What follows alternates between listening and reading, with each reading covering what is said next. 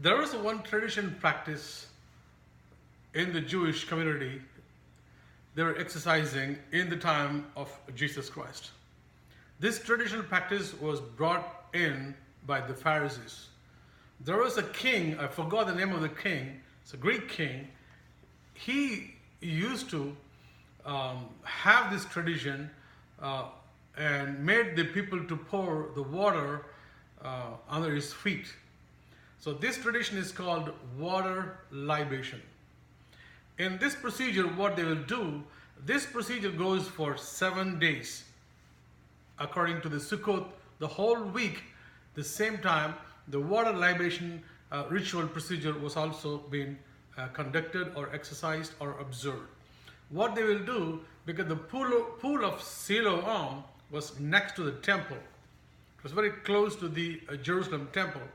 So the priest goes and take the water from the pool of Siloam and then take it to the temple inside and pour it into the altar. This would be continuing for 6-7 days of the same Sukkot festival. When they start until the finishing of that festival, they'll continue.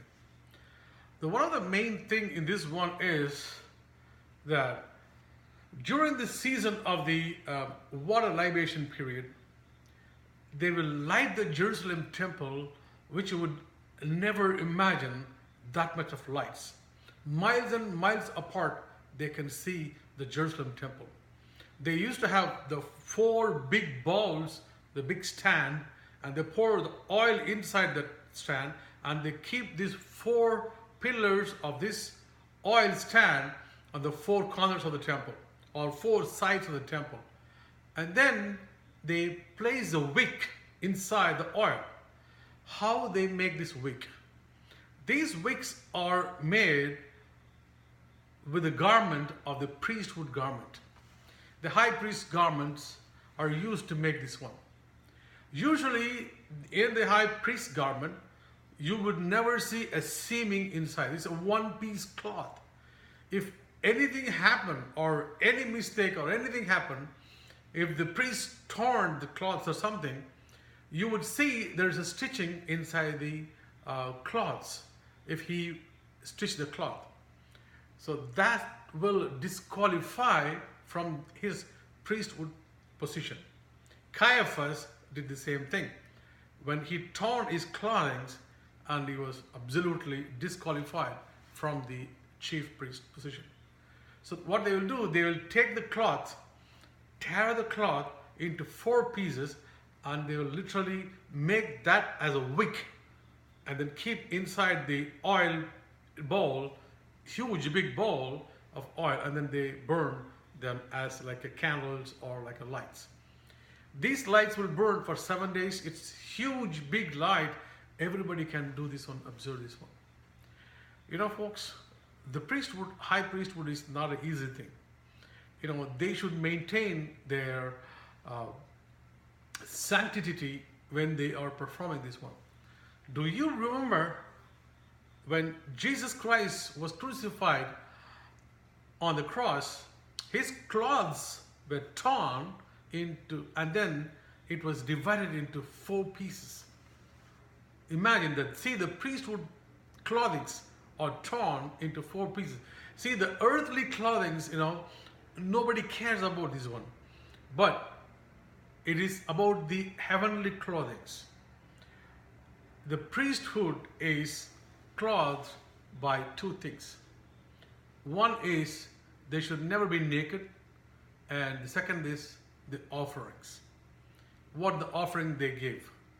Yesterday I posted one thing about the Sukkot festival, how they do with the lula, which is called the palm trees, the young stem of the palm tree, and the etrog, the fruit, and the trees, leaves of willow tree and leaves of myrtle tree. So the etrog represents the heart, which is that anything you do, you must do with your full heart. Anything, any work you do, you must do with your full heart. especially if it is a divine kingdom work, they have to offer everything from the heart. To represent the heart, the etrog was there. And then we talked about the other branch stem, which is the branch of the lula or palm tree, which represent the structure, the backbone. See, it's a one-pole structure. Every organ is attached in one pole. That is the lula tree. All the organs are attached into that structure. And the third one is myrtle one. Myrtle leaves, which represent the eyes of the human body. And then the willow tree leaves represent the mouth or of the of the human body. So these organs are very, very important when you offer to God. When you go into the God presence, you have to be, offering these things with the full sanctification. Your heart must be so clean so that you will be offering your vision, your speeches, and the whole body structure so pure that you will offer into the, that's why they wave that one in the 4 directions and then they pray to God offering. Offering is not an easy thing. It is not that you can easily offer anything.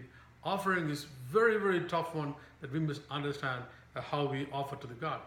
We cannot go to God, and sometimes we go to God as if, we offer some offerings. We think that nobody is watching us. But God watches us. All the time, God is watching us. It is about the heavenly clothing. We have to have the righteousness in our body. We need to clothe ourselves with righteousness, and we need to offer ourselves. In the Garden of Eve, Adam and Eve, before sinning, they were clothed with the righteousness. When God has given the righteousness clothing, the glory was there on them. So they were shining with the glory, so they could not able to see each other. It was just a light on them. That's why they could not able to see the nakedness of each other. They couldn't realize it because the clothing of the God's glory was there with them. Even when Moses was in the Mount Moriah, and when he talked and we came back, people couldn't able to see his face because he was so shining, because the God's glory was on him. God's righteousness fell on him. So he was wearing the clothing of God's righteousness. So that type of clothing, that type of righteousness clothing that we must obtain when we go into the heavens. That's what God is talking about. When if you are worried about the earthly clothing, the heavenly clothings are the glorious one, the righteous one, the shining, God's glorious, righteous clothing. That's what God is expecting us to, clothe ourselves when we reach there. But in order to do that one, we have to make sure that what is our heart, how is our mouth, and where is our eyes, and where is our body structure and other organs, how we are doing that one. The sanctification process, right? So this is to represent all these things they did in those days. So the water libation process was there for 7 days completely. On the 8th day, so look at this one. This is a tradition which was not mentioned in the Bible commandments or nowhere. It was just a tradition which was brought in by the Pharisees, and Sadducees never accepted this tradition at all, but the Pharisees were celebrating this one as a water libation processes. And now, at the end of these processes, on the 8th day, Jesus comes in and he startled them, and he make them, surprised, because on the 8th day there was no water libation. But Jesus stood up and he said that I am the living water. Whoever drink in me will never thirst anymore. So he was telling them, he broke that tradition, the water libation processes, explaining them, he is the living water. Whoever drink in him will never get thirsty on them. So this one surprised the Jewish people on those days. this one made them into different thinking and different already Jesus was creating a lot of issues with them. So this is also one of the reasons that they were looking into what he was talking is right. So the tradition was there, some created a time which was not mentioned in the Bible at all, but the Pharisees created this tradition. Likewise, our denominations followed multi-million traditions in us. We just copied so many things and we trying to use it all the time in our thing. So after time, it changes. See even the worshiping thing. See, look at this worshiping nowadays. I don't understand this.